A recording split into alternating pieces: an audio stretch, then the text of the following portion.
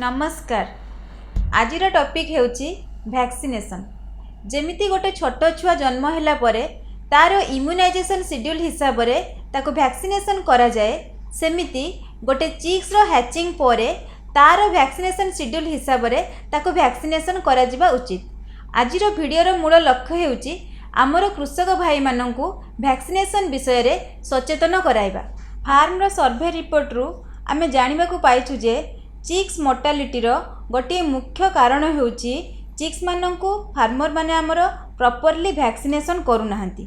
एहा द्वारा कंपनी रो क्षति होबा सहित कृषक भाई माननकु मध्य क्षति सहिबा को पडुची।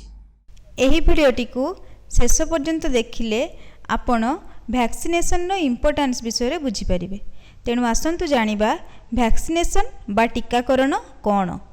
Treatment with a vaccine to produce immunity against a particular disease is known as vaccination.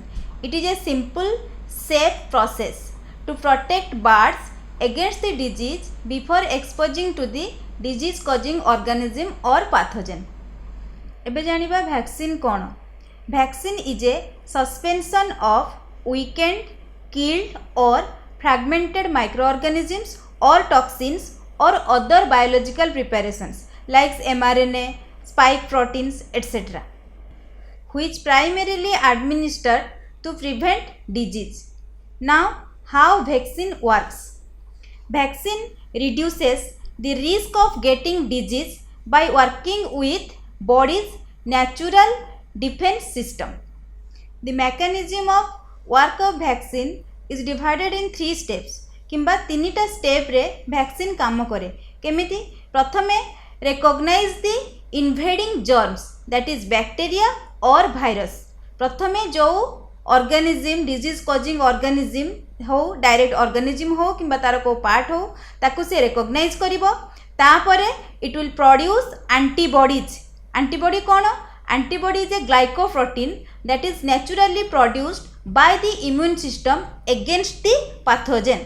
Then third रे होची it will leave some memory cells, that means it remembers the disease, and in future when the birds will get exposure to the same pathogen or same disease before harming to the birds, it will clear the invading organism or pathogen.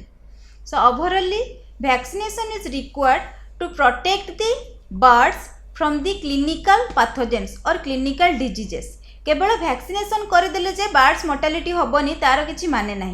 Vaccination सहित आमर biosecurity and proper sanitization is also required to reduce the mortality of birds.